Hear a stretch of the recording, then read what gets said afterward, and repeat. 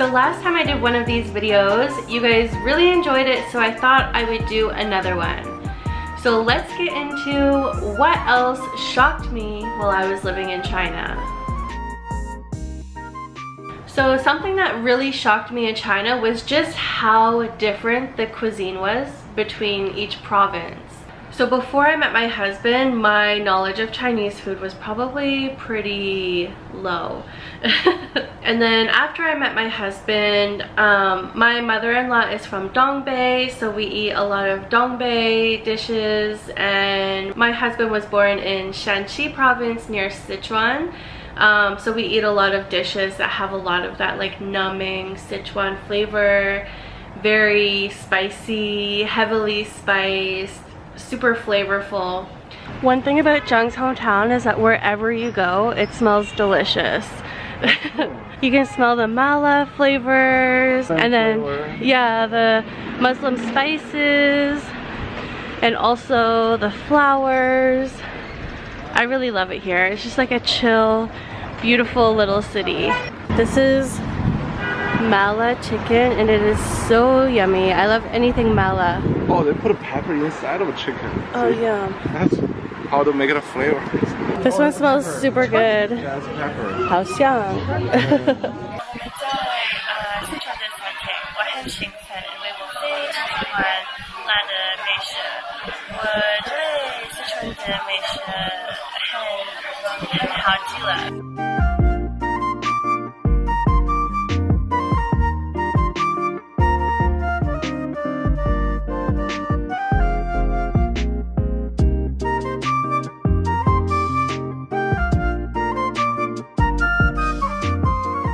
So actually when we moved to Nanjing, I was super surprised at how different the food was in Nanjing compared to the Chinese food that I've actually tried before. So the food that you'll find in places like Nanjing or Suzhou or Hangzhou is so different from the food that you'll find in Sichuan, especially with the way that they make the food or present the food or the amount of spices that they use in the food. So after living with Zheng in China, I really got to see just how different the cuisine was between each province, or at least the ones that I traveled to. So something that surprised me in China was when we lived in Nanjing, the food is actually quite sweet.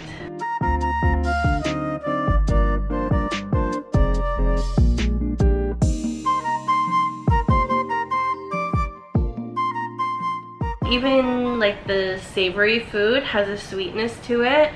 So for things like guotia, which are they're like these yellow dumplings, and inside there's meat. So I expected them to be quite savory, like the other dumplings that I've tried that Popo has made, like from Dongbei or from Sichuan or Shaanxi province. But the wrapper was super sweet, and it really caught me off guard because I was not expecting that. I think actually there was a lot of dishes that Zheng and I tried in Nanjing where we weren't expecting it to be so sweet, and it just really surprised me at just how different the flavors are from what I was expecting.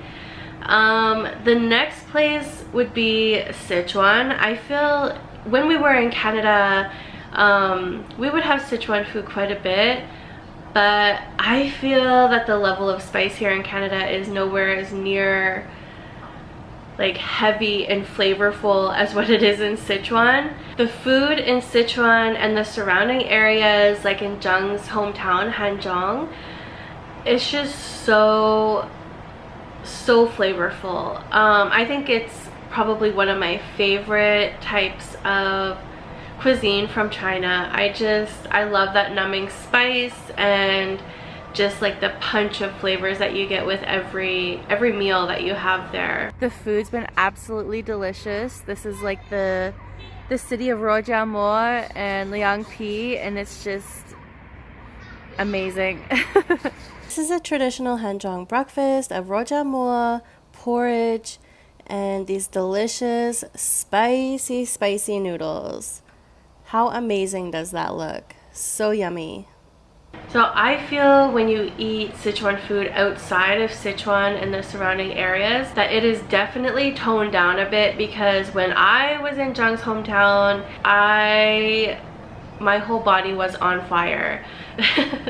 It was so good though, and yeah, I was just so surprised at how different it was from Nanjing food. Also, one of the places that I would love to travel to in China is Dongbei, because my mother-in-law has been making Dongbei food for a while and I really love it. I think that it's also one of my favorite cuisines.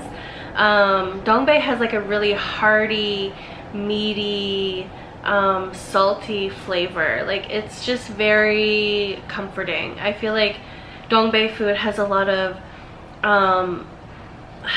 like thick stews and soups and buns and stuff like that. I really love the flavors of Dongbei food, so I can't wait to travel to Dongbei when we go back to China.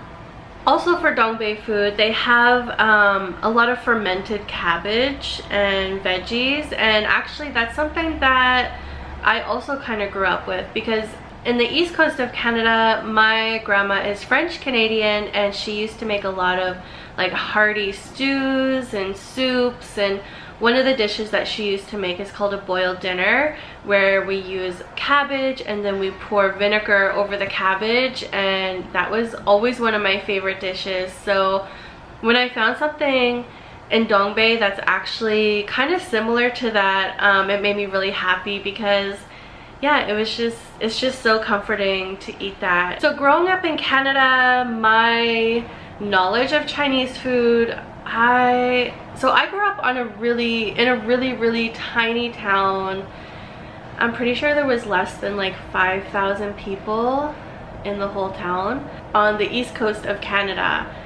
And I felt growing up there wasn't a lot of Chinese people around me, or even authentic Chinese restaurants. I don't even know if they have like an authentic Chinese restaurant right now.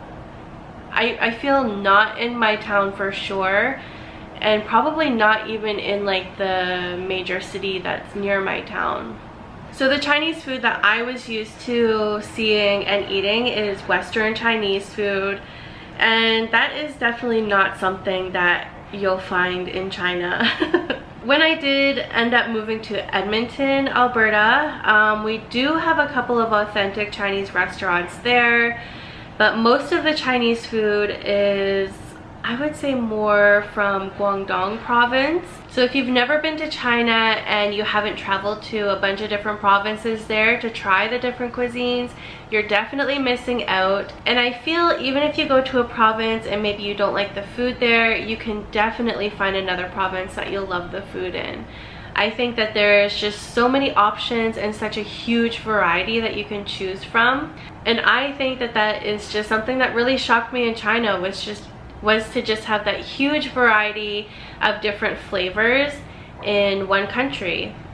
And I definitely haven't traveled to all of the provinces in China, so I know there's a ton of different things that I haven't tried, but I really hope that someday Zhang and I can travel all over China and visit every province, and not only get to see the beautiful views and culture, but also get to try all of the different types of cuisine that China has to offer.